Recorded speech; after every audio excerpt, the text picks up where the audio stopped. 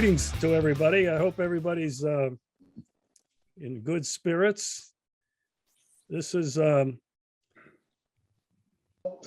fourth class Are you meeting. on Skype now? And I'm going to have a surprise for you guys. Thanks to Sean Joyce. He had a video that somebody from the class of 64, the class after us, shot a bunch of 8mm video things, and we're in some of those things. You'll recognize some of the guys. The quality obviously is not real good. It was 8mm way back in the day, and it was digitized, but I'll be sending that out as an attachment here in a couple of days. It's a really big file, and I'm going to compress it. All right, so I think that hopefully Larry Tice will check in, and there we go. So what we're going to do today, we start out like we usually do. We have a newcomer, Sean Joyce. And Sean, you get the opportunity to bring us up to date on the family. 50 years. There he is. Yeah. Bring us up to date on family, kids, career. Right. And the topic today is we're going to let you, each of you, expand on your illustrious career or careers.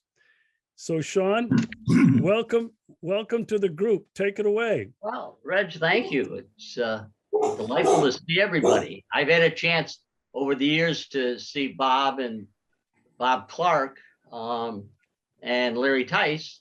I was ordained with the class of 73. I was ordained with Ed Ward, Ray Foster, Ernie Curtis, Gary O'Brien, and unfortunately, and Jimmy Wilson. Jimmy, like me, left the priesthood and died about 10 years ago. Ray Foster stayed in the priesthood, died about 6-7 years ago. Ernie Curtis also stayed in the priesthood and died probably 20 years ago.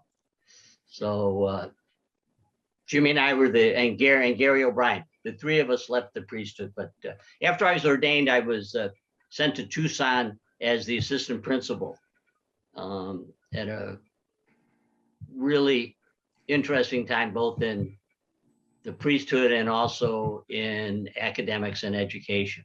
And Regis, you and I spent a year together at Sal Point. And I left the priesthood as I was appointed vocation director. And I think it brought a lot of issues that I needed to resolve, and did. I got a job in New York City as head of the ITT Business School. Did that for a number of years, was recruited away by a hospital on Long Island to head up all their training and education. And from there, and with various contacts, Dun & Bradstreet approached me and asked if I would set up a business to run one-day seminars on business topics throughout the United States and Canada. And I did that for 35 years. I had help from a fellow that was a couple years behind me, Bill Dorgan, who, Reg, you and I were stationed with in Tucson. And Billy worked with me for 4 or 5 years until he had a serious heart attack and then retired. Jerry Maloney also helped out a little bit, but found the traveling a little bit tedious. So that is my business career in a nutshell, and ended up 40 years running consulting company. And I married a wonderful woman. We have 2 children. Our son is an attorney in Morristown, New Jersey. He's a partner with a big law firm. Our daughter is president of a company called lawyer.com. And our son and his wife have 2 children, and both sons, and we're just delighted with them. And our daughter and her husband has one daughter, and she is obviously the apple of her grandfather's eye. And my daughter lives in Basking Ridge, New Jersey, and my son lives in Madison, New Jersey. And my wife and I lived in Center City, Philadelphia for a number of years, but for the last 35 years or so, she is from the Poconos. So we moved back to the Poconos, where we've been here ever since. On the health line, I was diagnosed with leukemia about 8 years ago. I have a monthly blood transfusion, and at this point, everything is doing well. So that is kind of a summary of 50 years in a nutshell. I just want to highlight the video, Reg, that you're going to send out. It is probably the only living video of any class's graduation. And it was the class of 63. So Bob, I see you on the screen. You were walking down the aisle smiling in this video. So you will see that. And Bob, you were also in there. Bob Zahn was. Thing I remember about Bob Zahn, two things. One, when we were juniors and you guys were seniors, we played a team from Peabody called something Tech.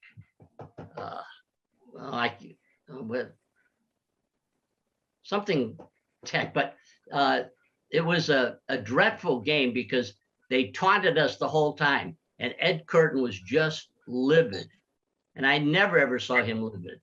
And he came into the halftime and says, "If you can beat these people by 100 points," but the aftermath of Bob Zahn is somehow he and Jimmy Topper and I think Bob Grimala created their own security team to protect the locker room.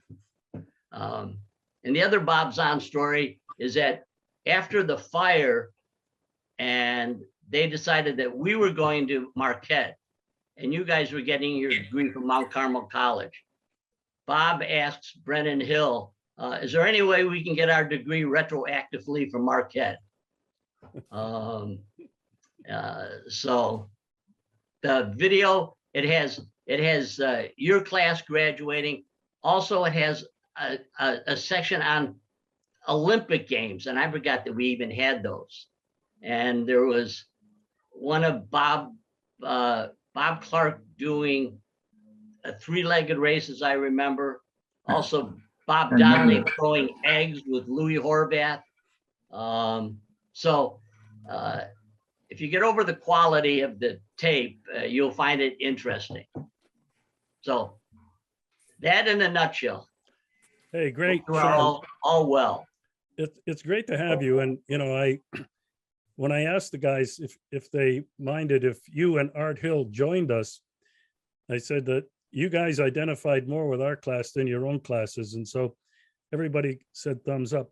I do want to mention Bill Dorgan. He didn't die from that heart attack. He's alive and doing well. And it seems like he moves every couple of years. Where is he now? He is in Charleston, South Carolina. Great. That's now. That next week he could be in Fairbanks, Alaska. Well, I doubt that. Well, anyway, it's great to have you with us. Good to see you. And Reg, thanks. Yeah, really, really good. Thanks for jogging the memories, because all of us having some problems remembering things, and everybody comments that you know, when people share different things light up. And I think some guys are even writing some of these things down just to preserve the memory. Art Hill couldn't make it today. He's in Croatia, in Pula, and they get terrible thunderstorms there. And there's a whole series of them coming in from Italy. And so he had to turn off all the electricity about a half an hour ago. And if he survives this one storm, he said he might check in. So the protocol is we generally, I've been going in alphabetical order, but I think we're going to start in reverse alphabetical order. And we only have one classmate with a Z, and that's you, Bob Zahn. Turn your mic on. Well, that's an interesting story about asking about accreditation from Marquette. I believe I did worry about that at the time because I thought this Bonaventure thing was a lot of baloney, and I was worried. Geez, if I don't continue on with this program, what am I going to do to prove that I've taken college courses? You know, so I think I must have asked somebody. I don't know. I don't recall asking Brennan Hill, but I probably did. How can we legitimize these past 4 years after we get out of here? So I think the answer was a curt, don't worry about it, or you know, you'll be fine or something. I don't remember. And that was always a concern. In fact, when I went after I left, I got into Illinois Institute of Technology, and I said they wanted proof that I went to undergraduate, so I had to get a letter from, and I can't remember, but I think it came from Whitefriars, and it was a short paragraph stating that I took 4 years of a Bachelor of Arts degree, or a bachelor liberal arts, and that they awarded me a Bachelor of Arts, and apparently that satisfied IIT. So I went on and studied math there and got a master's in math, and then came out, taught mathematics in Chicago for a couple of years, and then I ran into Dan Wechter, not spelled the same as Bob Wechter, but Dan Wechter. I don't know if anybody remembers him, but I believe he was in the seminary with us for a short while. Anyway, he went to Loyola, and I talked to him, and I said, boy, you know, I wouldn't mind going to medical school. So I said, well, why don't you try? So I tried, and I got in, and that's been my life. I trained in family medicine, got a board certification there, and then about, I don't know, 10 years ago, I was board certified in wound and hyperbaric medicine, and that's what I've been practicing currently. And then next year, I'm going to retire from medicine and just do woodwork and have fun. Hey, you're forgetting something really important. What's that? Well, you've got that flag up on your wall behind you, all folded. Oh yeah. Nice and proper. Yeah. So I skipped out of, or I lucked out of Vietnam because we had the seminary deferment, and but when I got out, of course, they immediately jumped on my rear end to go into the Army, and I was actually being inducted when they had the first lottery, and I lucked out with a very high lottery number. I wasn't planning on, I didn't want to go to Vietnam. Nobody wanted to go to Vietnam, I don't think. But I wasn't planning on running away to Canada or burning my draft card or whatever. But luckily, thank goodness, I got a high number on the lottery, and didn't have to go in, and then completed the couple of years at IIT. But then when I got into medical school, I had to figure out how to pay for it. So the Army was offering a health profession scholarship program. So I applied to that, and in 1976 joined up, and I was in till 2011.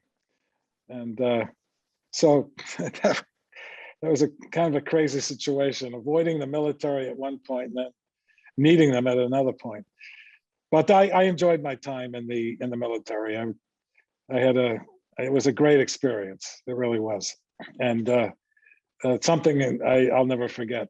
And certain things occur, of course, that that are burned into your mind when you're in, especially if you go to a combat zone. But as some of the guys will tell you that are listening that have, been to combat. But anyway, it was a great experience, and I made it through that. So now I'm in the twilight of life, as they say, trying to figure out what I'm going to do next. Hey, two questions for you. Where did you deploy to? Yeah. I went to Iraq in 2004, right? We relieved one of the units that fought the initial battles with Saddam's forces. So we went in and relieved them. And I basically was a brigade surgeon. And the only time I was out of the protected areas when I had to go visit soldiers that were in these little cantonment areas that were spaced out to check on them all along the main route from Kuwait all the way up to Baghdad. There were a number of little units that protected the main route, and we would go out and visit them and take care of whatever medical needs they had. Did you have to do a lot of surgery and treatment of serious wounds?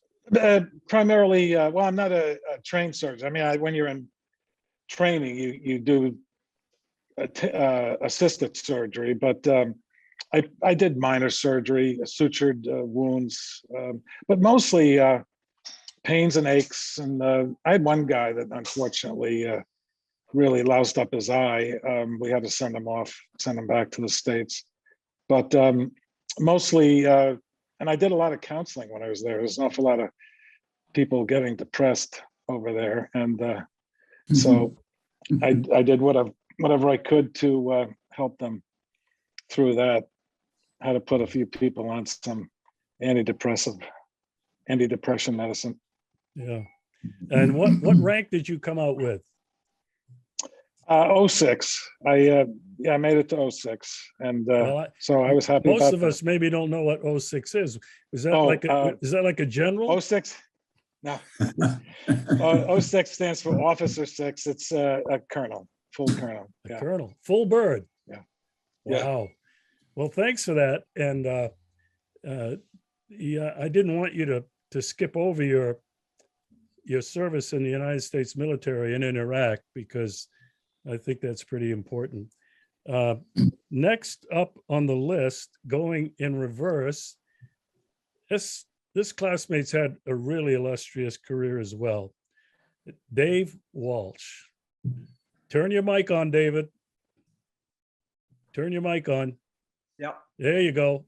Great to see everybody. I want to pick up on Bob's story about our illustrious Mount Carmel College degree. In spite of Brennan Hill said, don't worry about it, everything will be fine. After coming to Minnesota, I got my master's degree in psychology from the University of St. Thomas, which is a Catholic college here. No problem getting in and no problem finishing. And several years after that, I decided to go into the PhD program at the University of Minnesota. There are two parts of the admission process. One is you have to apply to the department, and the other to the graduate school. The tougher of the two is to get into the department, because only a percentage of people get admitted. So I was very pleased when I got my acceptance letter from the department. I figured, okay, now we're sailing. About a week later, I got a letter from the graduate school saying, we can't admit you because you didn't graduate from an accredited college. And so there I was stuck in spite of what Brennan Hill said. So anyway, I asked for a meeting with the dean of the graduate school at the University of Minnesota. I still remember the meeting because I went in and told the story about our degree and the fire and the whole 9 yards. And at the end of it, he said, that story is so preposterous, it's got to be true. But he said, I have to do some checking and I'll get back to you. And about a week later, I don't know who he contacted. I think I gave him some names and et cetera. About a week later, he called me and said, okay, we admitted you to the graduate school. So the Mount Carmel College degree did posed some interesting twists and turns, Bob. So you were smart to try to get an alternate. You know, a mimeograph sheet diploma is a little bit sketchy. Career-wise, you know, we did a kind of the summary a couple months ago. I guess, Regis, the question is, add one thing. I didn't expect to write. So I got my degree in psychology and was in healthcare and doing clinical work and administrative work. And then about 30 years ago, decided to write a book. Just kind of on a lark. Actually, I was invited to write it, and so I did, and kind of enjoyed the process, and did that. And my next attempt at a book, I was lucky enough to hook up with a good agent and an even more important, good editor at Simon & Schuster in New York. And I found out that the secret to writing a decent book is to have a really good editor. I never saw a manuscript come back with more read on it than not read. But she was great. And so I worked with her for a number of books and ended up a part of my career that I didn't expect was writing 10 books. And now I'm done with that. But that was an interesting part of my career and a fun part. And fortunately, some of them did pretty well. So that's kind of my check-in. No, I'm not going to let you get off that easy. You started a very important company, and you traveled all over the United States with it. You tell us about it. Well, the first book that I wrote was about the impact of media on child development, and anyway, one of the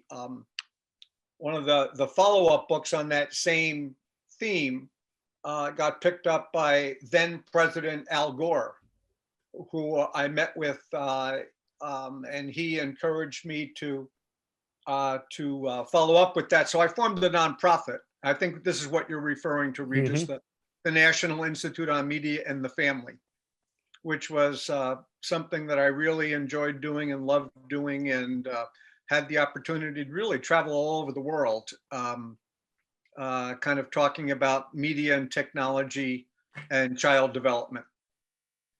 Yeah, and I attended one of your presentations. You were fabulous. I wish everybody could see that. Do you have any video of any of that? You know, your presentations, any of that stuff that you could share? Oh, could be. There is a video. I redid a classic experiment that some of you may be familiar with, called the classic marshmallow experiment, and having to do with delay of gratification and later success in life. And that video is called the Marshmallow Experiment. It's on YouTube. Next, in reverse order, from out there in sunny California, Bob Wechter, take it away. Oh, yes, thank you. You know, I read your email suggesting discussing, you know, career, et cetera. And I'm probably like maybe a lot of people, you just kind of keep going forward one step at a time and rarely ever look back. And for some reason, the one of the final scenes in Saving Private Ryan popped into my mind at the cemetery when Private Ryan is at the gravestone of Captain Miller, and he asked his family and his wife, "Have I lived a good life?" And I'm thinking, my gosh, this could be trying to relive and think what all happened to me over the years and how it relates to all the CJS classmates is kind of was a little bit daunting. Bob Walsh, Dave Walsh talking about writing a book. I was kind of wondering how anybody ever writes a memoir. I know Larry Tice has kept a diary for what, 30, 40 years. I'm not sure how extensive it is. Bring it over. Let me see it. But I think probably, I don't know how you write a memoir without keeping a diary, I guess. Anyway, you may recall I left the seminary twice. I left right after high school at Carmel Junior Seminary, and trying to think back as to why. I believe I wanted just I wanted to try something more like along science or engineering aspects. And actually, I went home and I lived at home, and I went to Purdue University Calumet campus in an engineering, first year engineering. And that would, let's see. Yeah, and then I remember in my first year math or something like that, I quite didn't have the background that CJS prepared me for with Father Zug's one math trigonometry class. So I had to end up doing a little extra work on my own to try to get up to speed and figure out what I had missed. And I also had mechanical drawing, which was a disaster. I could not visualize and draw machine parts, etc. So it was hard. And I remember then deciding, I don't know, whatever. I remember calling up Father Murray and saying, you know what, I think I'm going to go back. And he said, come on, no problem. Thinking back on it, I'm trying to figure out why.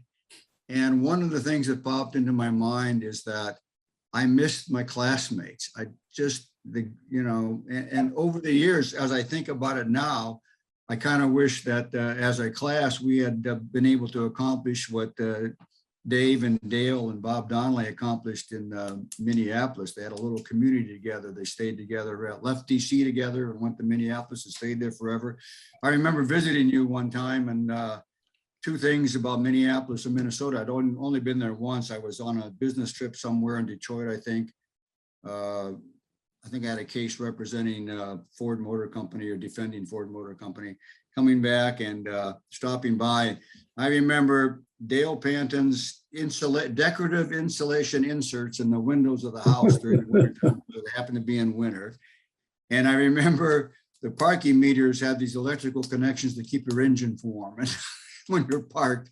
And that's my first exposure to that stuff. And I'm saying, and I had my little loafers on from California, and I'm saying, God damn, let me get out of here. But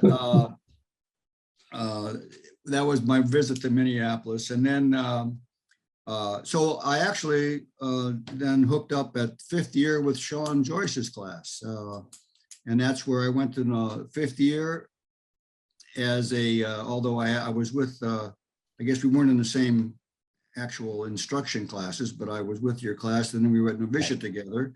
And then I came back after novitiate and came back with the high school class, my graduation class, and was there 1 year and then left after third year of college at Niagara, and finished up by going to Indiana University for my my college degree in political science. That was 68. And I went to the Peace March in DC and stopped in at Whitefriars and saw whoever was there. The one person I remember speaking with, I think, was Mark, Father Mark. What was his name? Saganovich. Yeah, Sagan. Yeah, I think so. I remember him at Whitefriars, and maybe some other people there. I just stopped in, we had a bus trip to DC and a bus trip back to Indiana. And then, so I finished, got my degree, and I have to rejoice, I guess, with Bob Zahn. I got a high number, 349 in the draft. But before that, in order to stay out of Vietnam, I taught school. So I taught grade school, 5th and 6th grade, language arts in Gary, Indiana. And then I taught 7th and 8th grade the next year, but that's when, I think spring, or I don't know about when it was, that's when the lottery occurred. And my high number let me go to law school. I had been accepted to law school, I believe, at University of Michigan, but couldn't go because I was going to get drafted. I even had a trick knee, meniscus and a ligament tear or something that had from basketball I think I injured it at Niagara. In any event, it was kind of a trick knee, and the doctor said, if you were my son, I'd send you to Vietnam. So I had to teach school, and I was working construction with my dad, who was a contractor. He worked in a piping contractor. And I remember it was about a week left in the summer, and I ran into some guy in a bar that had just gotten hired by the Diocese of Gary, or the school there. And he said, yeah, they're still looking for teachers. So I called, I cut my hair, had a long hair. I went to an interview, and I taught the next Tuesday. I taught in grade school. And then when I got the lottery, I that was like in January or so, February, somewhere around there. And the law school didn't start till September. So I worked construction as a welder for that summer, and went to law school in September of 70, I believe, and graduated in 73. I think at that time, and I kept, and I remember, I think I remember hearing about the fire when I was home in Indiana.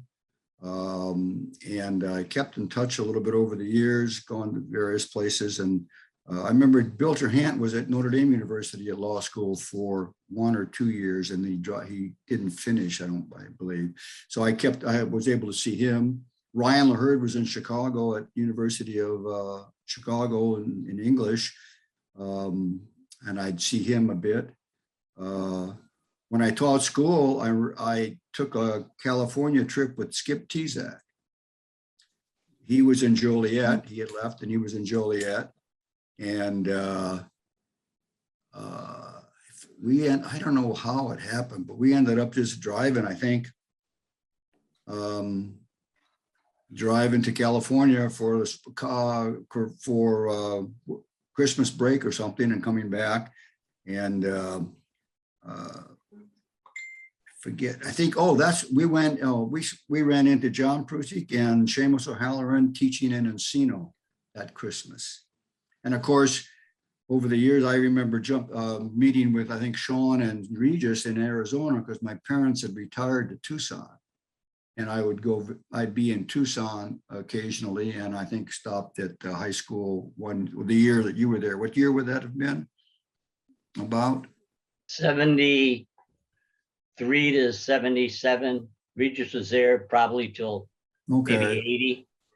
All right, because, then I graduated from law school in 73, and drove out to California to look for a job. I didn't have anything secured.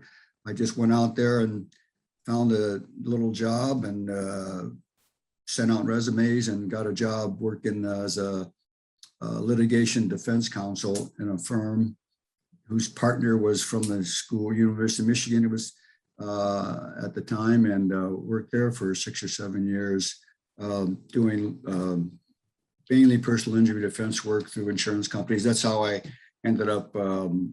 We had clients that were hospitals and Ford Motor Company, and ended up doing product little liability litigation with Ford. That's how I got to Detroit and Minneapolis, I guess, at the time. I've been working as a solo practice plaintiff attorney, representing injured clients, and for about 30 years. And I had a brief stint, 3 or 4 years, as a gasohol entrepreneur in Indiana. Old high school friend that I had made during the summers and during high school years, when we were home at the summers, had some money and was interested in pursuing, and convinced me to take a flyer on it. And it didn't really go anywhere, but I spent 2 or 3 years fussing around with it, trying to both doing that, and as well as a innovative trucking procedure that I got involved with.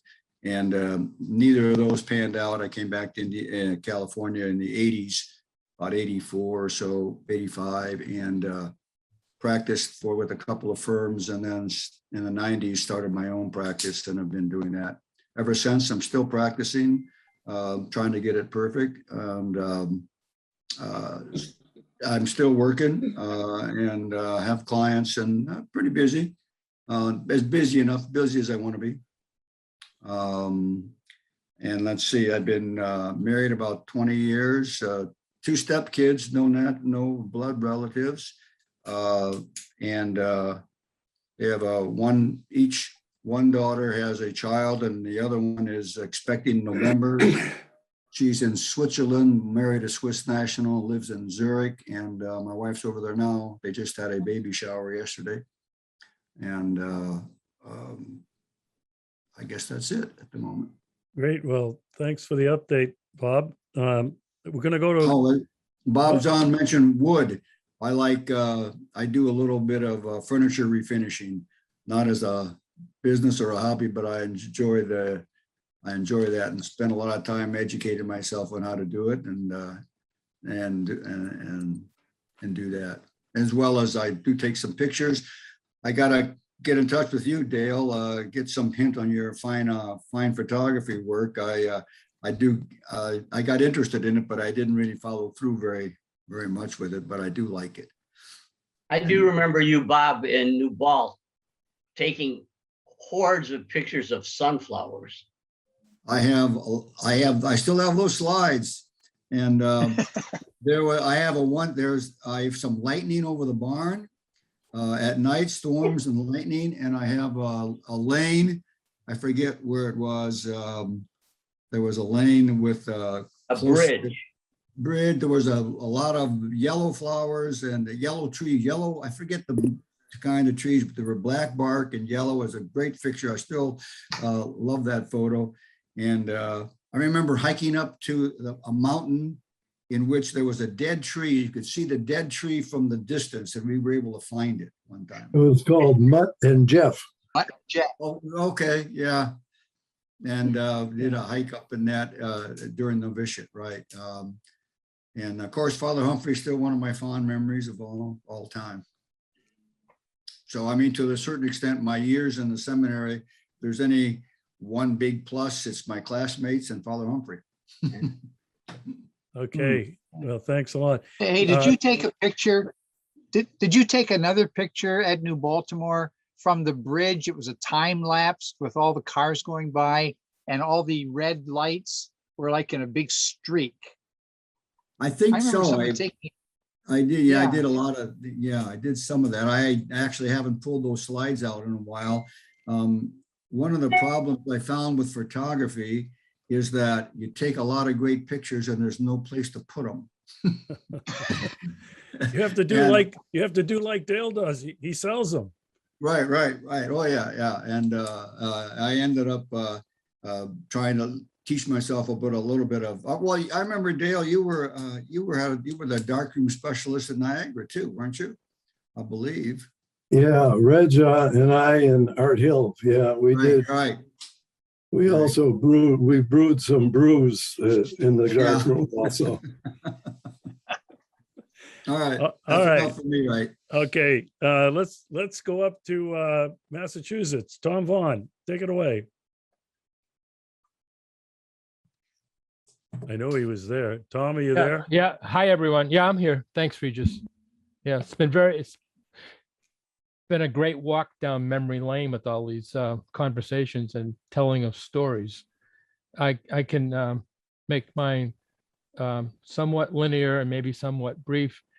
So I was in the seminary, and when they gave us the option of not going on to theology, I took the option. And then when I opened up the envelope, it said DeSales High School, Kentucky. I was hoping for California or Arizona, but I ended up in Kentucky, and I was there with Jonathan Bailey and Russ Brasilato. Remo Brasilato. Yeah, they were both there. Yeah. And now that we know all about the clergy and the scandals, one day this priest showed up from Ireland, and then they told us that he was a Carmelite priest from Ireland. He was going to spend some time with us at the high school. I said, well, okay. Could never figure out why he was there, but it might have been he might have had some problems back in Ireland, and the bishop may have farmed, or the provincial may have farmed him out to us. And I was there with Donald Buggard. I got to know him pretty well, and I guess he went on to be one of the lecturers in the union. What was it? Kevin, what was the name of that union? The Union theology? Theological Seminary. Yeah. Yeah. So he was a great philosopher. Yeah. He would in the evening when we get after we prepared our classes, he'd be standing in the hallway and he'd be talking about all the philosophers and lecturing Jonathan, Rama, and myself. But anyway, I when I was at the sales, I decided I was going to leave the seminary, and I applied to two schools, Ohio State and Boston University. And Larry, you may remember, I don't know if you remember this, but we used to take the bus back and forth between Niagara and State University of New York at Buffalo, Sunny B. Mhm. And I think John Mitchell, he was our bus driver. And sometimes I sit in the back of the bus, and so occasionally you'd come back. And I think you were studying English at the BU or at the Buffalo, and I was studying geography. And I remember you saying to me, Tom, why geography? What's, and I say, oh, Larry, let me tell you about geography. I says, it's all about the land. It's about the soil. It's about the climate. It's about the precipitation. It's about the people. It's about patterns, land use patterns. I would go on and on as we're bumping along on the Queen E highway. So that's what I applied to, the graduate school, Ohio State and BU in geography. I got accepted into both, and then I didn't have any money. And my mother was a widower. She only had a small pension from the government, and there's no way I could pay for an education. So Ohio State, I applied for an assistantship. So Ohio State said I could be an assistant as long as the one in front of me declined. I was second in line. But then BU said I got an assistantship. I could come to BU and I would take 2 years to finish my program, but they would pay me a salary and I wouldn't pay any tuition. I said, yeah, I'll take that. And it had the bonus of being close to home. So you get support. My mother was able to give me a car. Although in Boston, I didn't use the car very often. I only used it like to go shopping so I could carry groceries. I did everything by bicycle. This is back in 68, 69, 70. I went to in Methuen, Massachusetts, there was a bunch of stolen bikes that the police had retrieved and they couldn't find the owners to them. So they were auctioning them off. So I got this nice English racer bike for like $10, and it was kind of beat up, the rusty fenders of the little fenders that it had. So I used a chain, and I used parking meters. I would always chain it to a parking meter. I suppose I could always lift it up over the parking meter, but nobody ever stole it because it wasn't desirable. And I used that for 2 years. Back and forth. The only time I didn't use the bike was sometime in the winter when the snowstorm, I would take the bus. I lived in Brighton in an apartment, and it was very nice. So I did 2 years there. And then when I graduated, I got a job at a junior college, which was a private junior college, just before the states used to have them. And it was an aviation school, and they needed somebody to teach meteorology.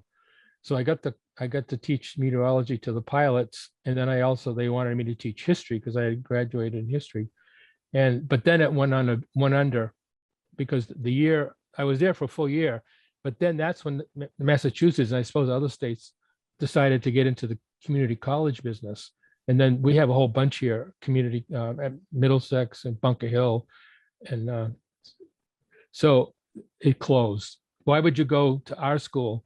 You can, like 1/3 tuition, maybe 1/4 tuition, go to a state school. And so then I looked around for a job, and I got a job at Arlington High School. And the story about the degree, like I was with fear and trepidation, I presented my credentials. So then but what happened was a very fortunate thing happened when Bill Franklin left the seminary. He didn't know what to do, and his father and his mother, they were connected in Boston. His father worked for the fire department, then he worked in the alarm department. He serviced all the alarms. Back in those days, you used to pull down an alarm. You didn't dial 911. And so they knew some people in the school department at the Boston school headquarters. So when Bill applied for a job to teach in Roxbury, they said, like, where's this degree from? So then Bill did some research, and his father did some research. And I don't know if you remember this, but the state New York regents had come to us and had surveyed our school. And we were in the process of being accredited by the state of New York, even though we were in Niagara in Ontario, Canada. And it had progressed to the point where they had said that the degree that Mount Carmel gives is a legitimate degree. But because of the fire, they never was able to go into the programs, to like go into the philosophy or to go into the history. So they had like the umbrella, the degree was good, but they couldn't vouch for the programs because they hadn't evaluated them. And then the process stopped when the school went out of business. So on the books, it says that that Mount Carmel, it was a legitimate college recognized by the state of New York, and the degree that they gave was a degree, but they couldn't vouch for the major because they hadn't done those. So Bill Franklin got that on the record in Boston. So when I applied for my job in Arlington, the Arlington asked the state of Massachusetts, is this a legitimate degree? And they said, well, it's a degree, but we can't vouch for what's in it. But I already had my master's degree in geography from Boston University. So I had the legitimate degree, and then I had the subject from my master's. So I was able to get underneath the wire and get the job. So I worked there for about 33 years at Arlington High School, teaching earth science. They don't call it geography. Well, if it's geography, like if it's the human aspect, that it's in the history department and geography, but if it's the scientific part, like the climate, the soils, the weather, rocks and minerals and stuff like that, then it's in the science department. So I taught there for all those years. And so I was visiting Dave Wall after I lost my job at Middlesex. I was down at Dave Wall's house in January around New Year's, and I applied to Columbia University, and I got into Columbia into their PhD program for geography. And I also applied to Syracuse, and I got into Syracuse, but I had no money and there was no assistantships. The one I got in BU, that was the only one I was going to get. So I decided to just stay in teaching. And later on, I did apply for BU for another degree, a doctorate, and I got into that program. But then computers, like this is 1983. I was teaching computers at the time, besides science at Arlington High School. Lou Horvath would relate to this, that the computers open up a lot of doors because people, and I guess Brian too. I think you taught software. Yeah. So, and I got into it very early. Actually, when I was at Buffalo, and I took a statistics course in geography, and there was no computers. You had to use like a tabulator, an IBM tabulating machine, but they used in banks. But it would do additions and subtractions, but it wouldn't do square roots and wouldn't do some other things. So as soon as I got out and I was at BU in graduate school, I remembered that. I says, I think I'm going to find a computer course at BU when I was doing my graduate work. So I asked around, I said, what kind of computer courses that BU has? And they said, we don't teach computers in BU. This is like 1968. They say, well, you can take a course in mathematics that uses computers. I said, oh, okay. So I took the math course, and they taught us Fortran, formula translation, I think it is. So I started using, then I used computers when I went to Arlington. So I was using computers with my students since 1972. And then I took basic. Oh, what happened that the assistant superintendent in Arlington knew somebody at the Harvard Business School, and the Harvard Business School had this beautiful computer room for the MBA majors, and nobody used it at night.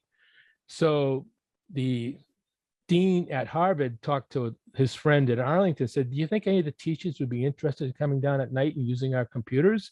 So he organized it. So I went down to Harvard and I learned, that's where I learned BASIC. And I was able to meet Dr. Kemeny. There were two Dartmouth professors that created BASIC, BASIC beginners, all-purpose symbolic instruction code. And yeah, Kemeny was one of them. I forget who the other one is. So I was able to meet Kemeny. So anyway, I didn't do those doctorates. I decided to stay in school.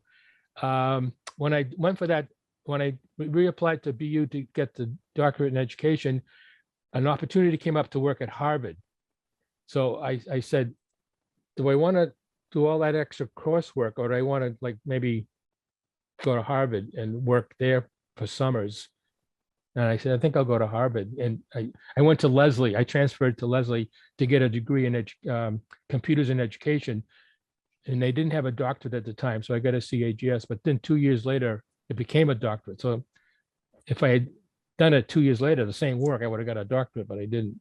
So I decided, I traded off for Harvard, and I worked there for about 5 years and helped write a book with some other teachers. And then I left Arlington in 2004. I had got a job teaching night school at the Northeastern University in 1996.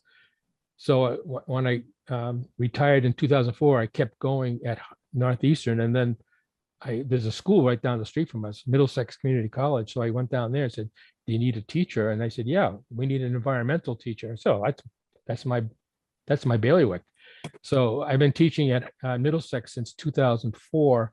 And I've been teaching at Northeastern in the night school since 1996. And then I got jobs at UMass Dartmouth, UMass Lowell. I teach in New Jersey. For those, see who's in New Jersey now. I don't. Dave Wall's not on tonight, but I teach at Thomas Edison State University, which is an all-adult school. You have to be 25 years or older in order to enroll. And I teach earth science there. It's great teaching adults. They're very motivated. They want the degree very much. So there's no problem teaching the adults. And I also teach at like an alternate college here. It's called Cambridge College, and that's also for adult learners. So I supplement my pension with these college professor jobs, and I'm enjoying it very much. So this is my 53rd year teaching. I started teaching at DeSales in '68, and I don't know, maybe around when I'm 80, maybe I might reevaluate things. I don't know. I'll just keep going. It seems like it keeps the mind going, because my mother died from Alzheimer's, and when you're teaching, the students keep you young. You got to be on your toes, and you always have to be doing new things with the students, and so it's a very stimulating environment. So I enjoy it very much. Oh, so I think that I told you about the degree. Yep. I think that's it. Thank you very much for listening. Okay, Tom, we're going to go to France. Larry Tice, you're up. Okay, I'll try to focus on the high points. I have kept a diary for well over 30 years, as Bob mentioned, but I won't go through all that. I left Whitefriars Hall on December 6th of 1969, went to New York City, got a job teaching at Cardinal Smellman High School, Latin, 6 units of Latin and honors English for a year and a half, then moved my family to Colorado. And the first Christmas I was there, my brother said, what the hell are you going to do with the rest of your life? I said, I don't know. And he said, why don't you go to law school? I said, okay. So I went to law school, and I was a lawyer for almost 40 years. I was an antitrust prosecutor to begin, and then did private practice, doing mostly antitrust and business cases in various different, both boutique law firms and larger law firms. I was married twice.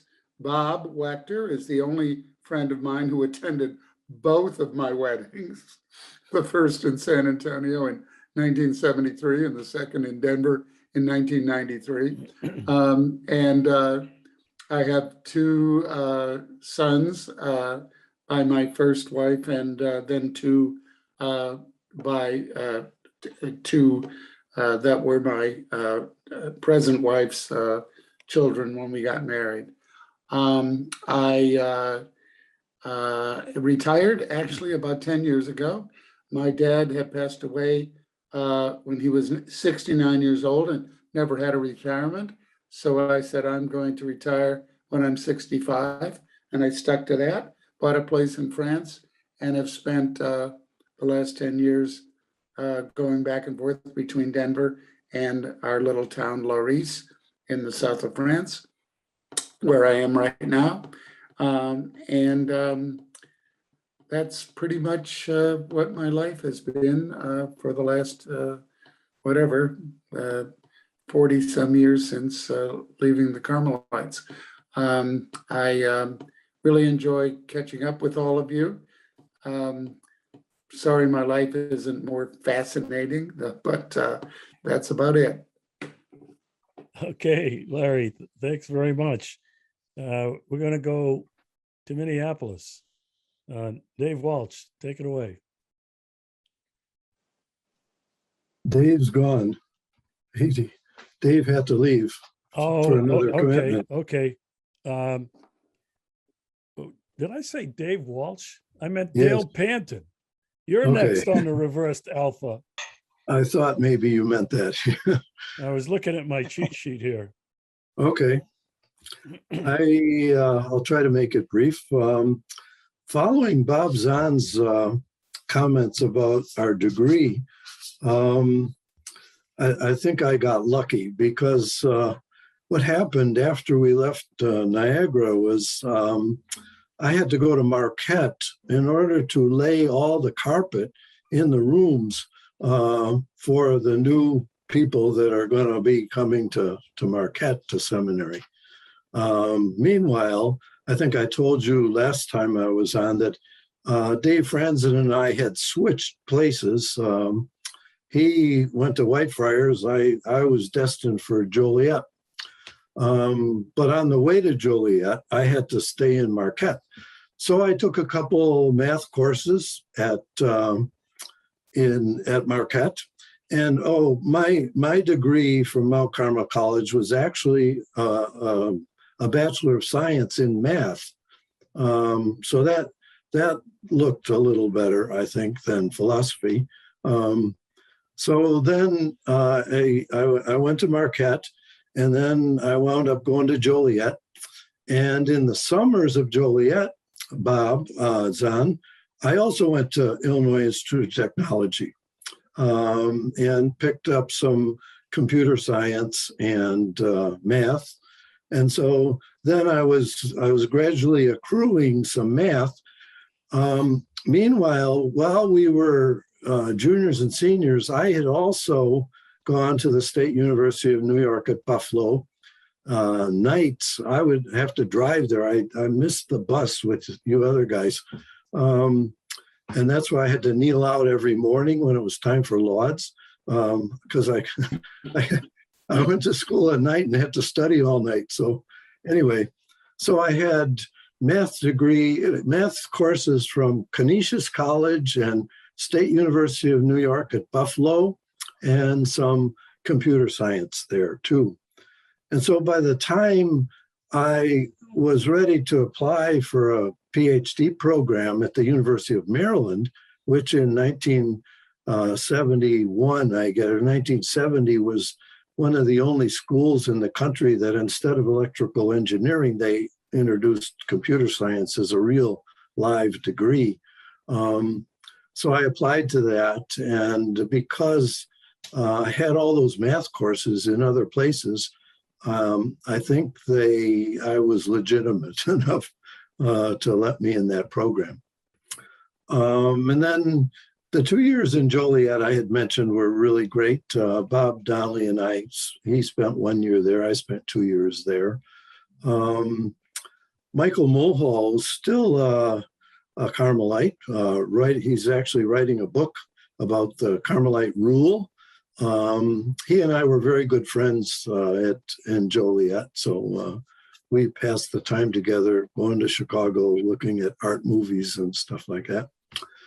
Anyway, I wound up, I told you last time, I went to Connecticut because I dropped my wife off at Fordham University, and I visited Art Hill, and Art Hill was at the State National Bank of Connecticut, gave me a job for a couple of years. Meanwhile, I had been accepted to the University of Maryland, but I didn't know that yet because I had moved, and the letter of acceptance for the program came to Whitefriars, and then Dave Franzen picked that up and sent it to me, and I came to University of Maryland later the next year, and they let me in with assistantship and a full ride and so on like that. Well, then, while at the University of Maryland, I got hobnobbing with Dave Walsh and Bob Donnelly and their wives. And the three of us, as Bob Wechter had mentioned, we decided to go to Minneapolis. Well, I had been majoring in what was then called image processing, which is really computer vision. It's a division of artificial intelligence in computer science. And I got my dream job to come to Minneapolis to Control Data Corporation, which was a massive tech company, manufacturer of computers and so on. And they had a division that was doing image processing for the Department of Defense. So I wound up with that company, and out of the six of us, namely Dave Walsh, Monica, his wife, Bob Donnelly, Josie, his wife, and my wife, I was the only one that had a job when we came here. But it was enough to keep us going because we formed a commune and actually lived together for, I think it was 9 months here in Minneapolis. And as you mentioned, Bob Wechter, that was our little community that you visited when you came. So then I worked for Control Data Corporation for like 14 years. And a lot of what I did there, I really can't talk about very well. I had several special access clearances for the reconnaissance satellites that we put up in those years of the Cold War and so on. It was very interesting work. It involved cruise missiles and all kinds of other stuff like that. Anyway, after Control Data, I moved to Cray Research, which is a company that built supercomputers at that point in time, mostly computers bought by the US government, all the drug companies, and Ford Motor Company. And so I was leading a group to develop software for the Cray computers. Then after that, I got a call from a friend at American Express Corporation, and I went over there for a few years. Again, they wanted to do a team to do artificial intelligence. This was in the kind of the mid-90s, just when the World Wide Web was getting started and so on. So I went to American Express for a couple of years. And then during those years, how do I describe this? We were afraid of Japan, which was doing what they called the 5th generation project for developing computers with artificial intelligence. And our government was kind of real sketchy about, should we get involved? Should we not get involved? Japan is going to overpower us technology-wise. So they formed a coalition of 12 companies to, kind of get together. It was all violating antitrust, but we had a director of that who was an ex-CIA person who said, let's change the law in Congress so that it's not antitrust. And we had this coalition of 12 tech companies that were going to do the response to Japanese fifth generation. So I got involved in that for several years, and we had an Institute of Emerging Technologies where we would take people from various departments of a big corporation, train them in artificial intelligence technology that was coming out of Austin, Texas, where this coalition actually lived. So I had to make a lot of trips back and forth, Minneapolis to Austin and so on. But by 1989, that kind of all ended, and saying, why are the corporations saying, why are we spending all this money on artificial intelligence? It's not doing anything for us. Let's get out of that. So then they defunded all that stuff. So at that point, I said, okay, I'm out of it. I did spend a couple of years at Unisys Corporation, which was the old Univac and so on, computer manufacturer.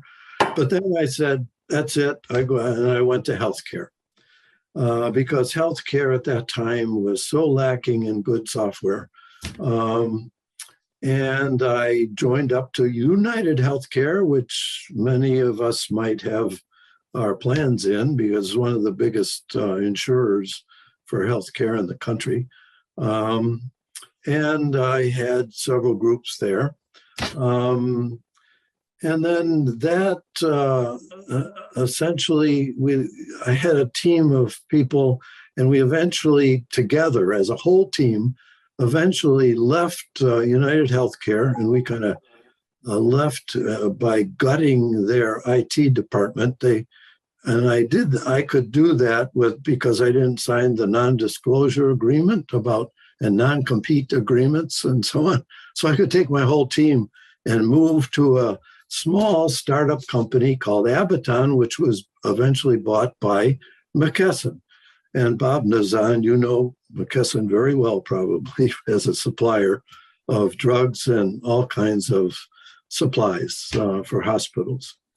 So then I spent the last 10 years at McKesson developing, again, practical artificial technology to do computerized physician order entry software systems, which are used in hospitals to kind of second guess the decisions of nurses, doctors, and clinicians of all kinds. It couldn't make decisions on its own because that would go against AMA's guidelines, American Medical Association. The doctors and nurses and clinicians had to actually make the decisions, but we could provide software that would concur with them, or you say, wait a minute, why are you doing that? You're prescribing morphine for a child. Their body surface area is only this much. You can't do that. You'll kill them, and so on. So anyway, that was a lot of fun. At the same time, I became an adjunct professor at the University of St. Thomas, which was mentioned previously, to do night school while I was still working an 80-hour week during the day. And it was a night school for graduate students to get a degree in software engineering with an emphasis on artificial intelligence. So I did that for 10 years. And then I retired in 2010, and I now educate my 4 grandsons. I just came from a soccer game, so they're very good soccer players too. I have a wife named Karen, who I met in Joliet, and we have had 2 daughters, and one daughter had 3 sons, and another daughter had 1 son, so I have 4 grandsons. And I spend my time with them as much as we can. They're both in the city here. And by the way, that Bob Wechter mentioned our little community here between the Walshes and the Donnellys. We sort of raised our kids together enough so that they are now calling themselves sort of cousins to one another. And then now we have the third generation of those, and we get together periodically. My wife organizes a quarterly birthday gathering so whenever somebody has a birthday, we all get together still. So we're glad we did that after we sort of left the seminary in Carmelites and married and had children. So end of story. Thanks for listening. Thank you, Dale. We're going to go out to Arizona. Kevin Leafy.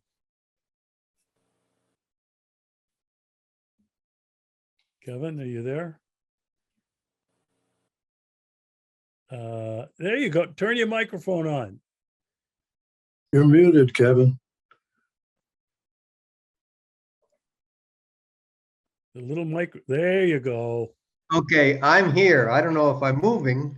I lost all your pictures a while ago. But anyway, to get to me, when we were assigned, when those of us who weren't going to go on to theology, we were going to go out.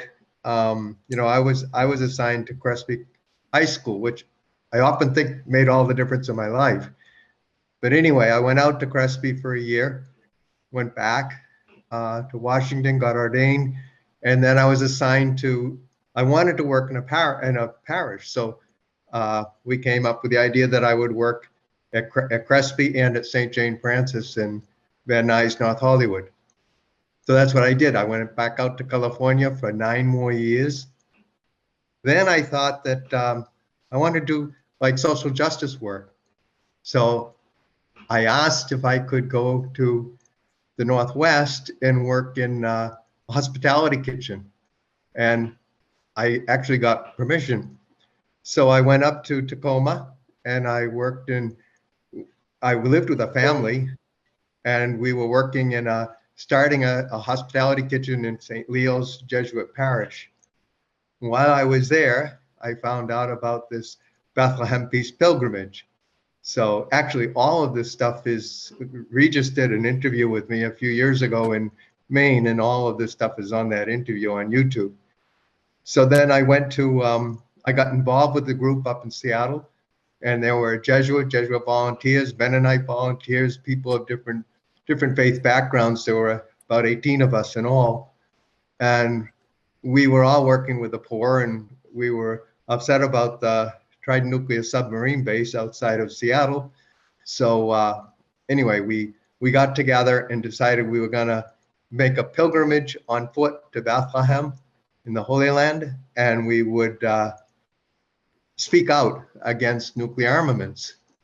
So that's what we did. We left in 1982 from Seattle and walked across the United States and stopped at various different places, a lot of different churches. We were from different faith backgrounds, and spoke with people all the way along the way.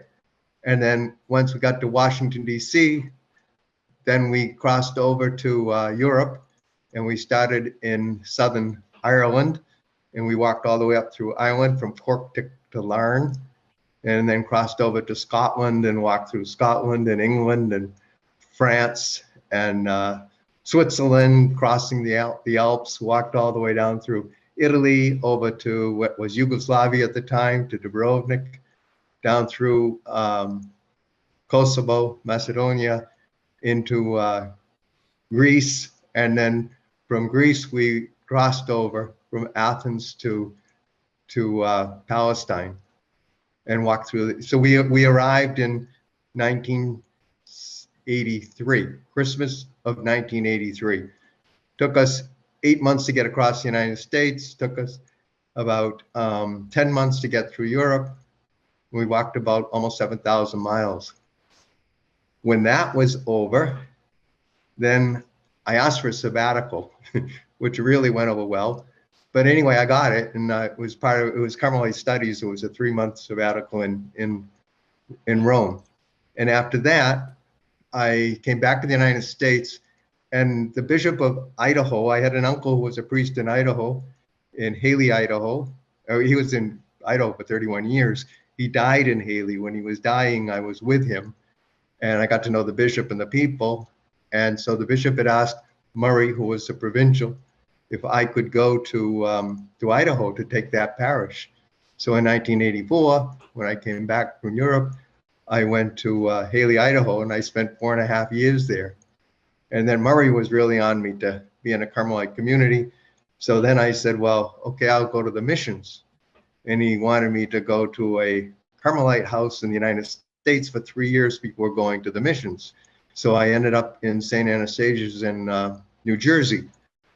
But I was only there a year when they asked me how quickly I could get down to Peru because they really needed help.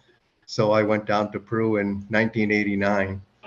And I ended up spending in all 18 years in Peru, 4 years in the coast, 3 of them south of Lima in another diocese called Larin, and 14 years, about 4,000 meters or 13,000 feet high in the Andes Mountains. And I really loved it there. And I'm still very close to people who are there. After that, I came back to the United States. I had come back in the middle of that for 2 years. And I was at St. Jane Francis in North Hollywood again. And then when I came back in 3 years later, I came back to Chicago, to Glendale Heights, and I was there for 2 years. Then they asked me to go back out to St. Jane's. It was my 3rd time at St. Jane's. In all, I spent 14 years at St. Jane's. And then about 6 years ago, I retired, and I'm in Phoenix right now. The first year after retirement, I just put everything in my car and just drove all over the country and spent some time in Peru, and then I ended up here. So I've been here for the last 5 years. And that's about it. Okay, Kevin, thanks very much. And if any of you have not seen the video I did with Kevin, it's on my YouTube channel, and it's really an amazing story.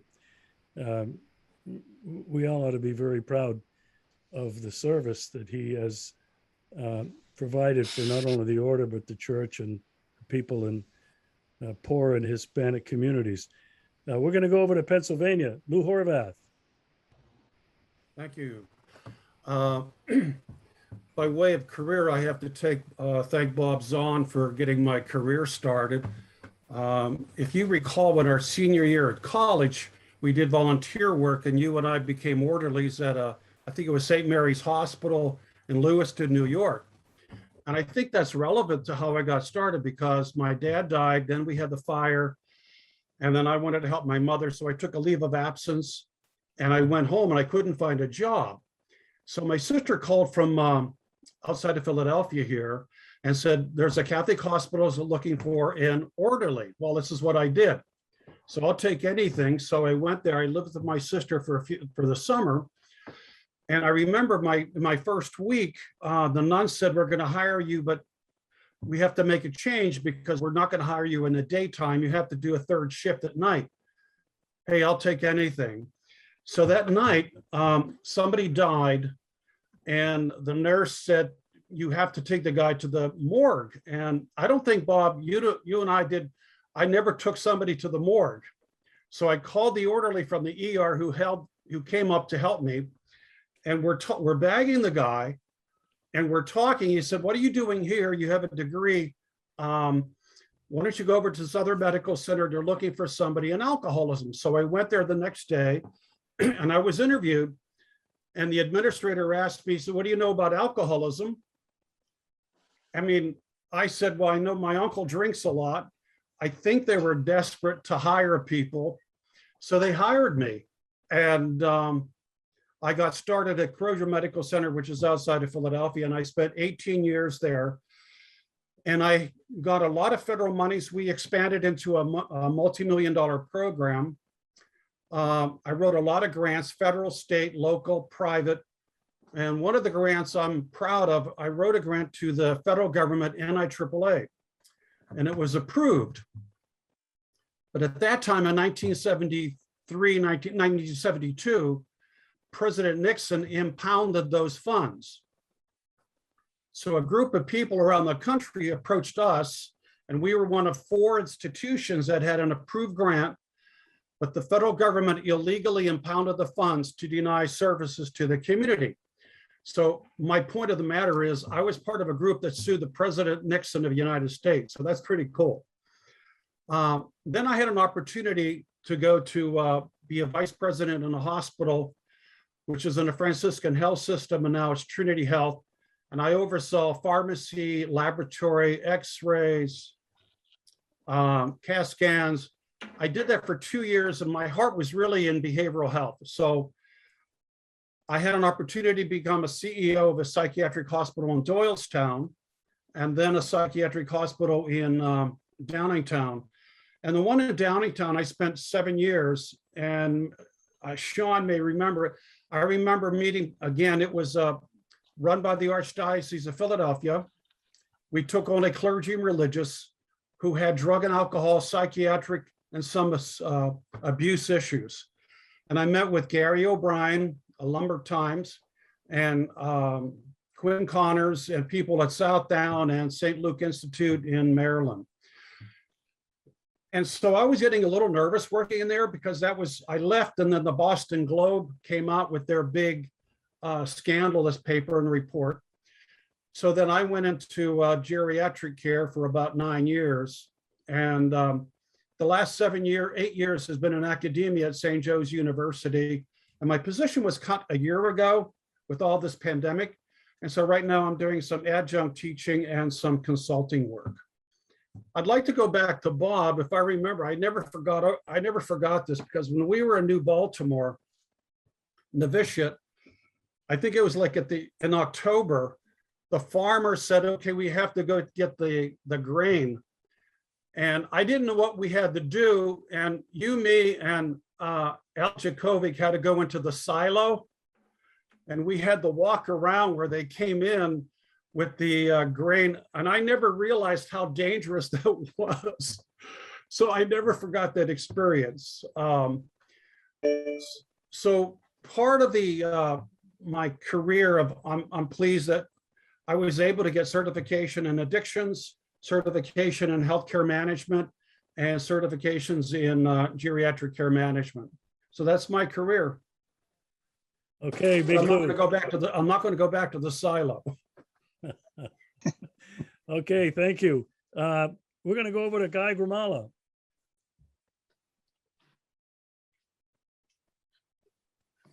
Guy, I muted your microphone. There you go. Go Unmute the ahead. mic. Okay.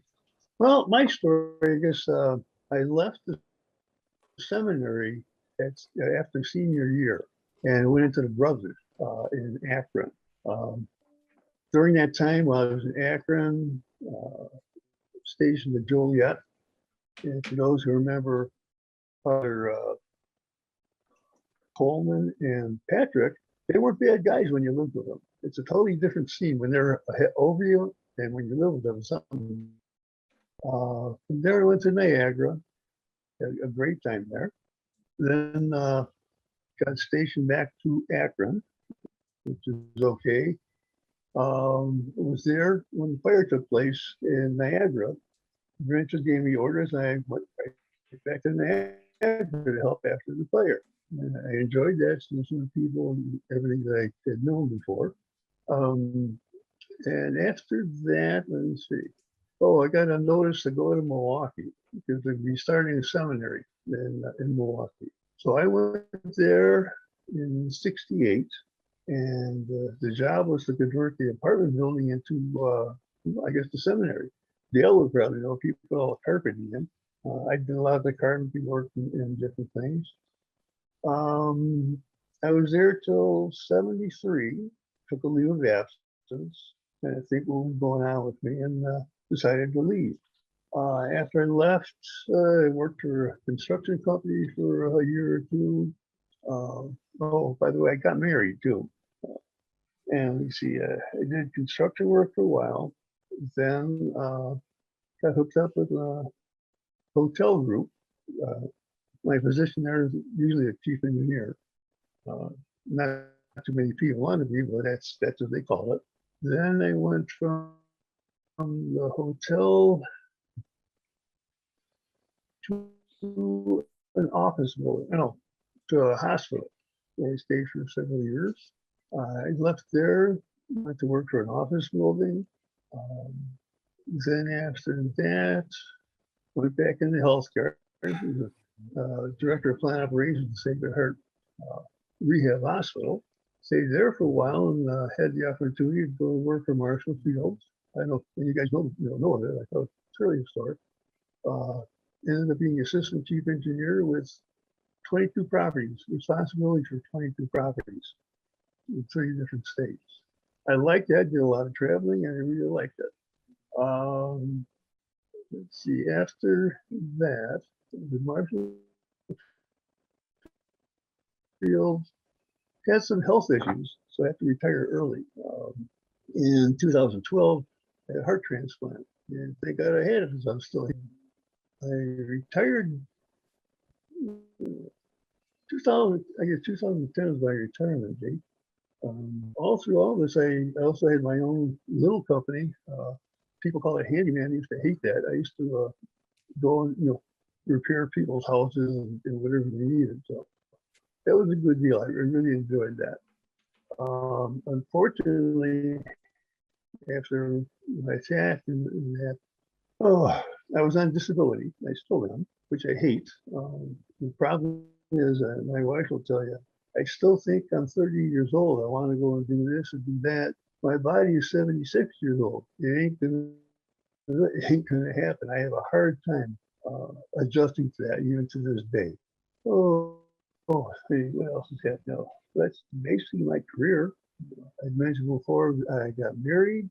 We had 4 children, 2 boys. I'm not sure how many grandchildren I have.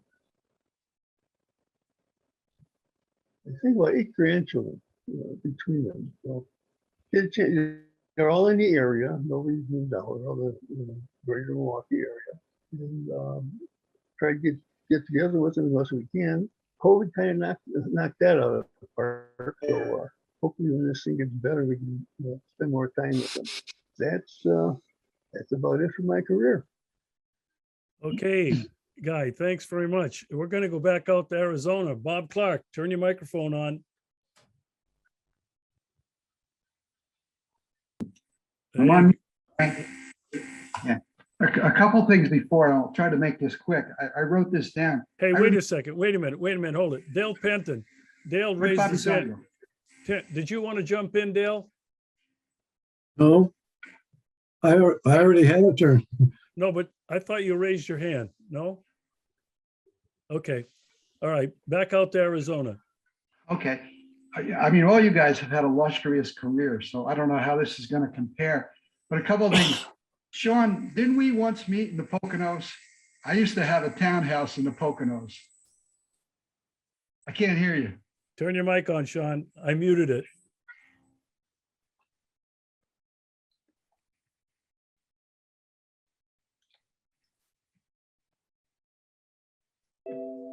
Is it on? Yeah, now you're on. Okay. Yeah, Bob, it was a Mexican restaurant, and it's still around. Oh, well, Restaurante Mexicana, huh? Exactly. Well, it's close. Yeah.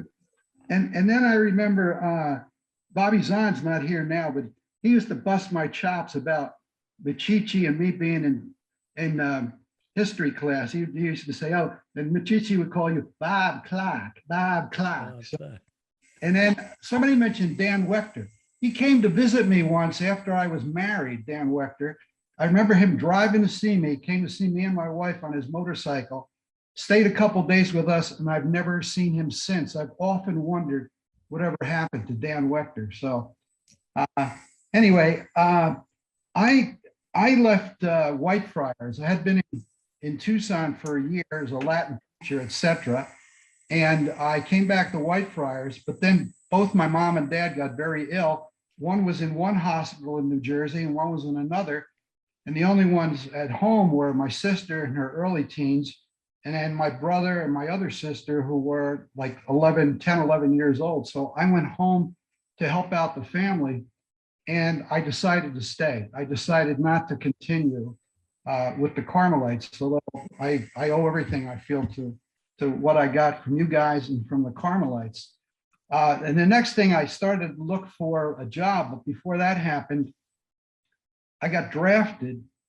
But to make a long story short, I failed the draft. I got a 4F because of, remember I related last time about that car accident that I had was very serious. And they wouldn't take me because of the injuries to my legs and the issues with my back.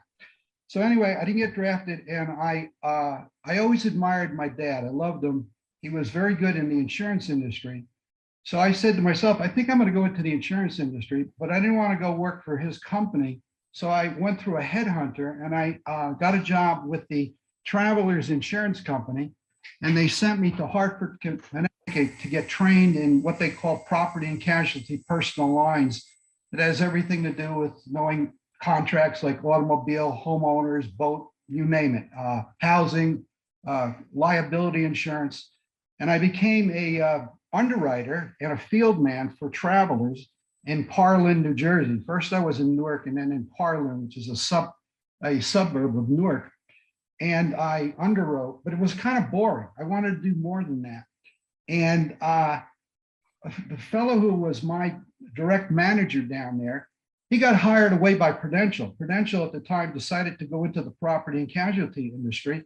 One day I got a call from him. He was with Prudential, and he said, hey, we're looking for men who have a strong property and casualty background, but also can teach and train. He said, I know you were a teacher in South Point, because I had, you give them their history. And by the way, that reminds me, Dave isn't here.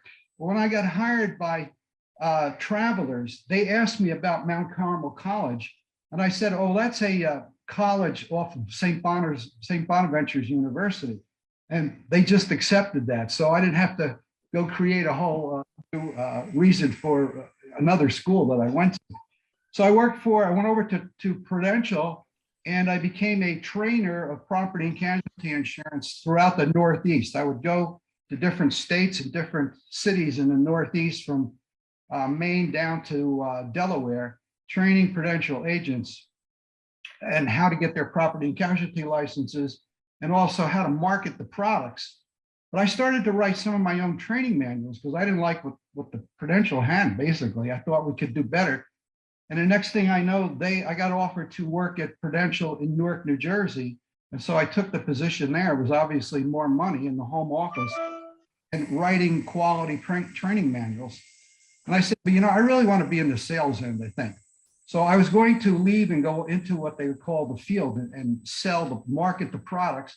And they said, I'll tell you what, we have a special operation called executive development counseling, where we only hire ex-Army officers or armed forces officers and other professionals to be in the insurance and financial services industry. We'd like you to go there, and you could train all of our people in property and casualty. So I said, okay, I'll take that, but I want to learn the life insurance end of it. So I went there and did that training for about 2 years, learned the life insurance end of it. And then I was promoted to become a unit manager in a very successful operation in Millburn, New Jersey. And I ran a small division in Morristown, New Jersey. And I was very particular about whom the type of people I would hire. I only wanted professionals, and I had a very strict, strong recruiting process. Well, that helped me out because I hired a lot of quality people, and I taught what was called counselor selling. It was a way of marketing where it's more common today, where you're not just selling product, you're actually trying to help people satisfy their needs. And because I did so well in that small unit, we won a number of awards. I became a regional field consultant out of Prudential's regional home office in South Plainfield, New Jersey. And there I conducted training for the entire Northeast region for capital needs analysis, which is a form of counselor selling. And then from there, I was promoted to take a small agency in Princeton, New Jersey. It hadn't done very well, even though it was in a prime area. And so I spent 12 years as managing director of the Prudential, they called it the Greater Prudential Agency. I grew it from about 20 people to about 100 quality sales reps. I only hired quality people. I would hire ex-attorneys. I would hire people that had strong backgrounds in economics, period. And we became one of the most successful operations in individual sales in the Prudential. It became the model for best practices in the Prudential. And I even got the nickname of being the professor because I was big on training. And I got myself while there, I got a chartered life underwriter's designation from the American College in Bryn Mawr, Pennsylvania. I became a chartered financial consultant, and I got a chartered property and casualty underwriting degree from another institution there. I also did some training at the American College besides working for the Prudential. So I did a lot of training, successful training and hiring, because I didn't want to hire just anybody. I only wanted the top quality people that I could hire, and it paid off because we had a very good operation. Because of that, I became a regional vice president. They hired me to be a regional vice president, and I was in charge of the Eastern region, which encompassed New York, parts of New York, Pennsylvania, Delaware, Maryland, and Washington, D.C. And I had all of those operations under my, direction or hegemony. And then what happened, I did that for a couple of years, and it was very successful. Crew had a downsizing, but I didn't get caught in that. I felt we lost some good people, but companies do that. And they wanted me to become a vice president in the Midwest. And at the time, I didn't want to move to the Midwest. My wife's from the Midwest, from Illinois, but my kids were in 2 private schools in New Jersey. One was a Stewart Country Day School for girls. It was run by the sisters. I forget which ones. And my son was in another one. So I said I didn't want to move. And they then said, well, I'll tell you what, we got an operation we want you to take over. I really wanted to go back to Princeton because that was I had developed, I'm being prideful here, a quality organization. So they said, look, take over this other operation. It encompassed 4 or 5 offices in Pennsylvania, New Jersey, Delaware, and Maryland. And so I took that over and started to recreate that operation as well. But I became dissatisfied with the Prudential, with the upper level. So I left the Prudential. I was recruited by another company called Penn Mutual. And I had an office in Philadelphia. And I could look down every day and see Independence Hall. I kind of like that office, because I always liked history. So there was Independence Hall every day right next to me. And I remember one year even attending during the 4th of July celebration. I was up in my office and I could see everything going on in the square down below. Well, I was with Penn Mutual for about 2 years when Prudential, 2 divisions came back to me. One was the individual life division located here in the States on the East Coast, and the international division came to me. And so my wife said, why don't you take the international position? So the international division, which was headed by a Japanese gentleman, because we had an operation in Japan as well, they hired me back as a senior VP. And they asked me to, first thing to go do was go down to Argentina, which I did, because I could speak some Spanish, and it got better when I went down there. And I worked in Argentina for a number of months, 6 months or so, helping to open up a subsidiary company for Prudential in Argentina. And in the meantime, I also got my Series 7 to market stocks and bonds, and I became a registered principal so that I could manage people that marketed all types of equity products. After Argentina, I also went to Japan for a while and worked in Japan for a couple, about 6-7 months. And then I was asked to open up a subsidiary for the Prudential in Poland. And I was excited about that because I'm of Polish descent on my mother's side. And it gave me an opportunity to visit my relatives in Poland. As a matter of fact, I'm planning to go back to Poland. It's been a few years in November to see some former associates who worked on my team, and also to visit relatives. So I opened up I was the chief marketing officer and senior VP of Primerica Towarzystwo Ubezpieczeń na Życie, which was the name of the company. So it gave me the subsidiary, it gave me a chance to really not only see relatives, but to speak Polish. And I'm brushing up on it right now for my return in November. But after that, things weren't going well back in the States. I was living in Poland, but my son wasn't doing well. He got involved in drugs and alcohol, not heavy drugs. And thank God he's clean today. He's got his own family. So I was old enough, I was 55. And so I retired at I was almost 56 when I retired. So I took retirement from the Prudential back in 2000. And after coming back to the States, I worked for a little while with a headhunting company, but then I gave that up after a while because my wife started to get worse with the Parkinson's. And then we decided to move here to Arizona. So, I mean, I felt I had an excellent career in the financial services industry. I've had a chance even to help some of our former classmates with some insurance issues and equity issues. And I felt good about what we did because I spent a lot of time in training and hiring quality people to market, to develop a clientele, not just to market products. So I was very steeped in that industry. So I'm living here now in Tucson. My wife's here, of course. And my son and his wife and 2 kids, they live here as well now. And my daughter, who was living in California, moved here not long ago as well. So I have our family here, although my extended family is back mainly in New Jersey and Pennsylvania and in Poland. So that's my story on that. So. Okay, great. Thank you. Dale Panton just excused himself. Bob Zahn a few minutes ago. Yeah, I was not reading my list very well. And Brian, I skipped over you. It's your turn. That's okay. I figured you didn't know your alphabet anyways. You know, it's like the Russian alphabet. You know, I don't know what that one is either. So, well, I think all you know that I went through the seminary all the way from Niagara Falls to Hamilton, back to Niagara Falls again, novitiate, Whitefriars.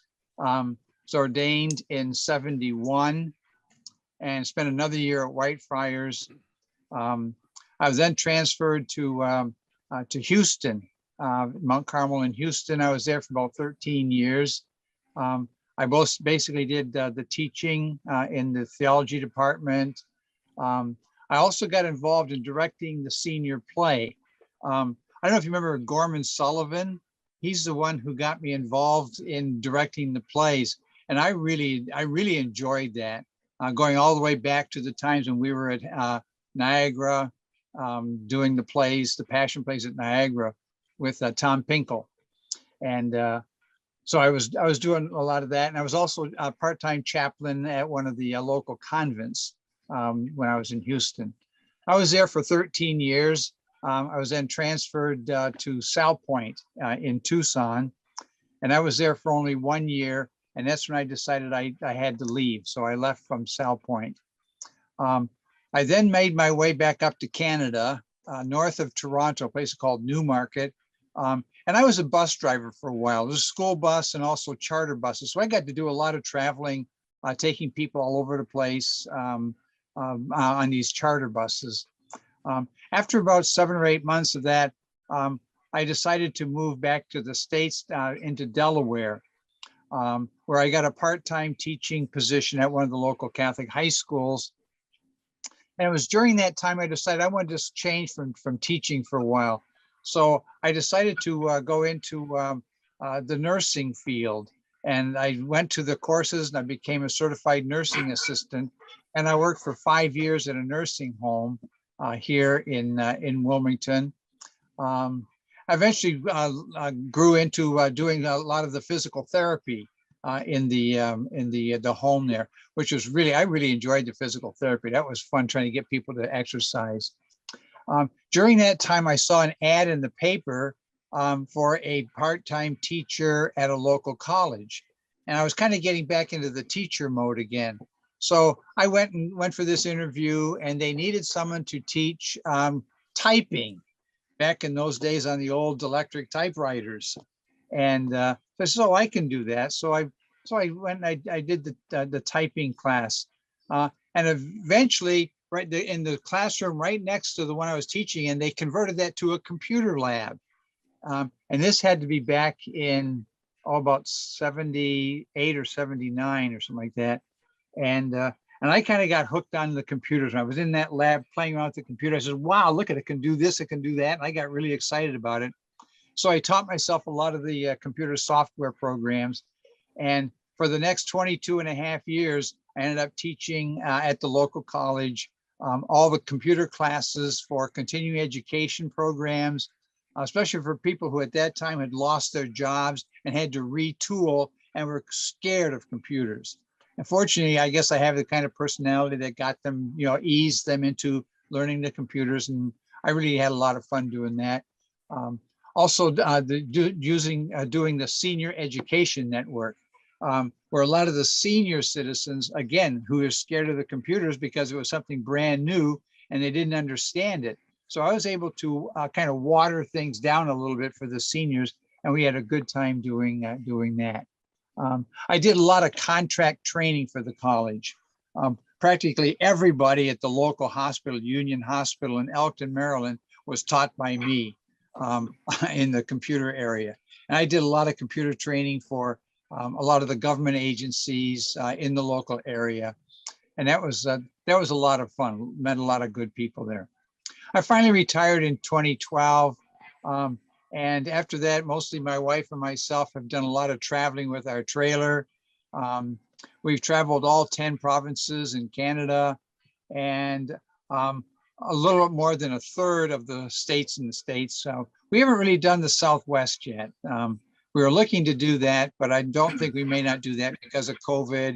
And a lot of it may not be there in the next year or so because of all the fires and stuff like that.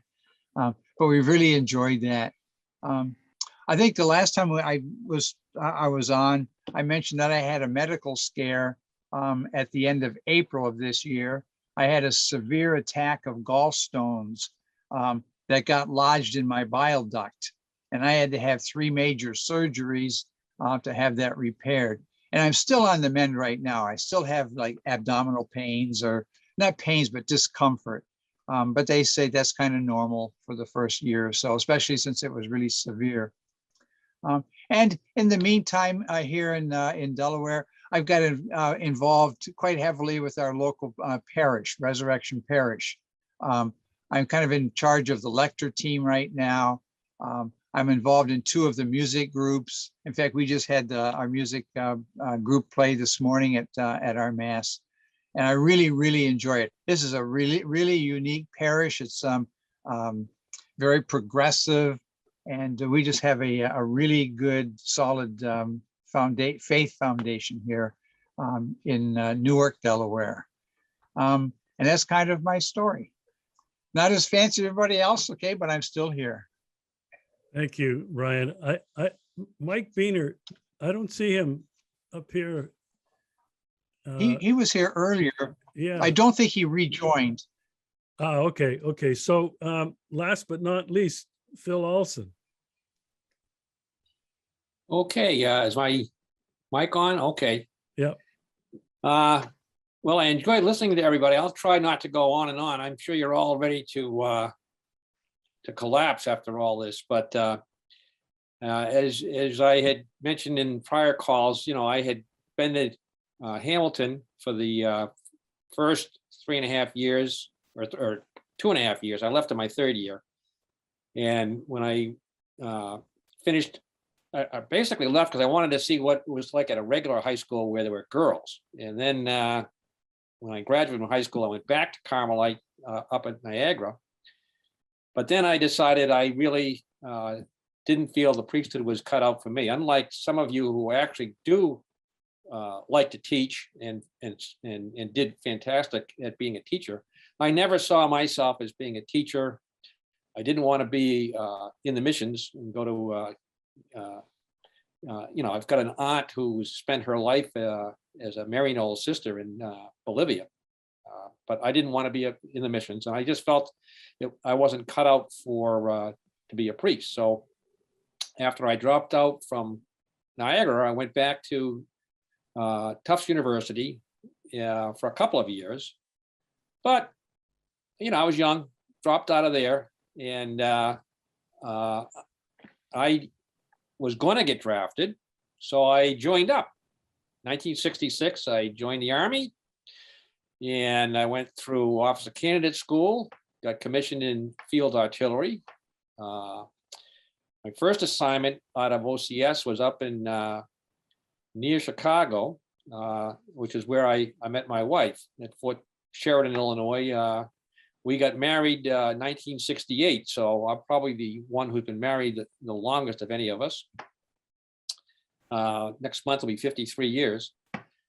And then I got sent over to Vietnam. So from 68 to 69, I spent a year in Vietnam as a field artillery officer. Got to be forward observer out with the infantry.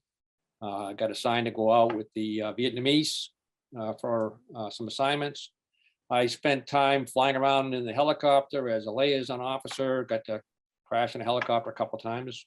All the fun stories that you can imagine. But fortunately, I was not wounded or, and I also feel fortunate I did not get exposed to any of the psychological problems, at least I don't think I was.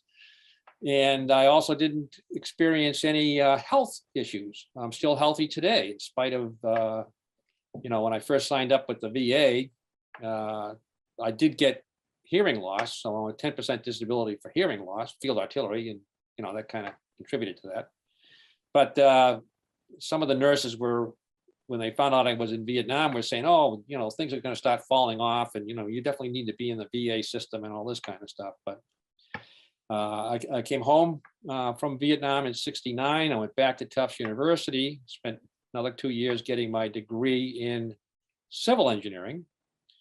And I stayed in the Army Reserves because that was a good part-time job. And I ended up staying in the reserves for 20 years. So I retired as a major in 1989 from the reserves. But I got my degree in civil engineering from Tufts University in '71. At that time, the wage and price freezes were in full bore, and engineers were being taught how to drive taxi cabs in Massachusetts. And so I was scrambling around from one job to another, and after several different engineering jobs to make to accelerate all this, I did end up going to work for General Electric in 1976. And I ended up spending my career at General Electric, and they hired me because I was a civil engineer, and they were building test cells to test the jet engines. But after a couple of years there, I realized that GE's main product wasn't test cells, it was the jet engines. So I took an opportunity to move over to, with my structural engineering background, I went to work in designing jet engines as a mechanical design. I did that for a couple of years, and then I did bearings and lube systems for a couple of years. So, and then finally I got into being a product support engineer because I was very interested in the overall product and the system and the integration of the engine in the helicopter. So from 1981 till I retired from General Electric in 2008, I was a product support engineer for the engines that are used in helicopters, notably the Black Hawk helicopter and the Apache helicopter. And I ended up covering all of the international customers. So, if they couldn't figure out how to start their helicopter, who are they going to call? They would call me. And by the time I retired from General Electric, I had 50 customers in 30 countries. And I got to visit many of them. I had many trips to the Far East, the Mid East, some to South America. Kevin, the scariest place I ever was, and this is, I was in a combat for a year in Vietnam, but the scariest place I ever was Lima, Peru. When I went there, that was kind of scary. And but I was supporting the engines that the Peruvian Air Force had in some of their helicopters, and we would go back and forth from the hotel to the base, and at every stop, we were being stopped and rifles were being thrust inside the Jeep, and the Air Force guys had to explain who we were and why we were outside the curfew and so forth and so on. So I was a little nervous about that assignment. But in 2008, I finally decided I wanted to try something else, and I went to work for Sikorsky Aircraft. They designed the Black Hawk helicopter and manufacture it. And so I went to work for them as a design engineer. I was the engine guy for a helicopter company. And I did that for 9 years. And then finally, in 2017, 4 years ago, I finally retired. I mentioned I was married. Well, I have 5 children. I have 7 grandchildren. 2 sons are on the West Coast, one in Campbell, California, another in Portland, Oregon. My 3rd son is here in New Hampshire, not maybe an hour away. And then my 2 daughters, one is in Plymouth, Massachusetts, and then the other one is right here in Middleton, Massachusetts.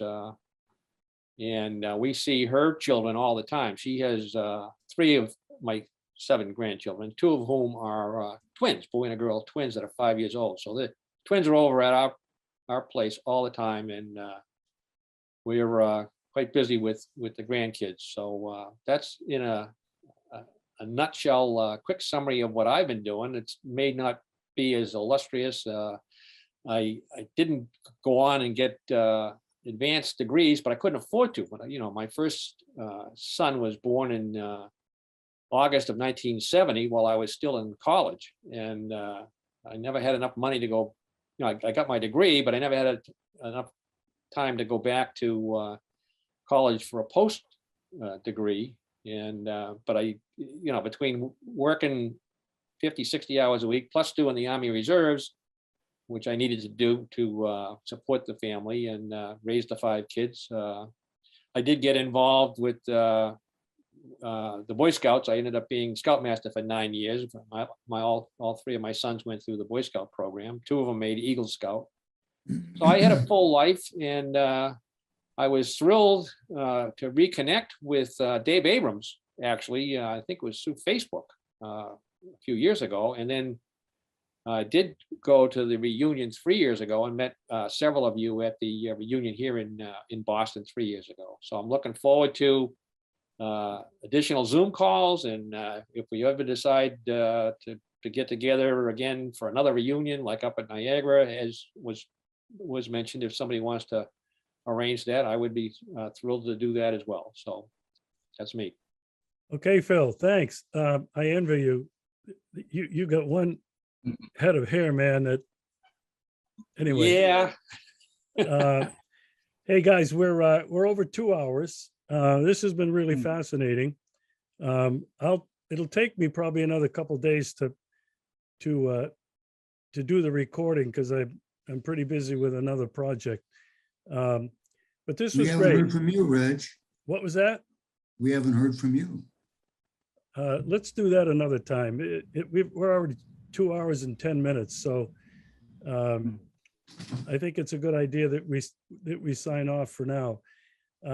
We'll do it again another 2 or 3 weeks, and we'll if you have an idea or a recommendation on a topic for the next time, I have a list, and Bob Zahn sent another 20 topics that he thought we should be talking about.